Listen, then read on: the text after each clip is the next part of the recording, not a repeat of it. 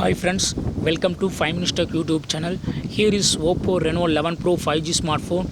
In this video, you will learn how to block some contacts in your phone Oppo Reno 11 Pro 5G.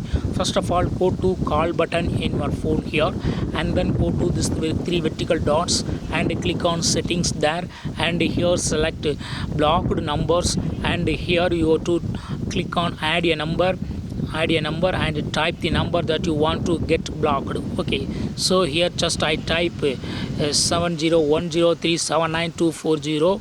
I would like to block this number. Click on block, and you won't get any text or messages from this contact. Okay, so click on add a number, and you can add some more numbers. So here I just type another number. Okay, and click on block, and you won't get any text or any text message or any incoming calls from these numbers. Okay, so in this way you can easily block some contacts in your phone Oppo Reno 11 Pro 5G. That is all friends. Thanks for watching. Bye.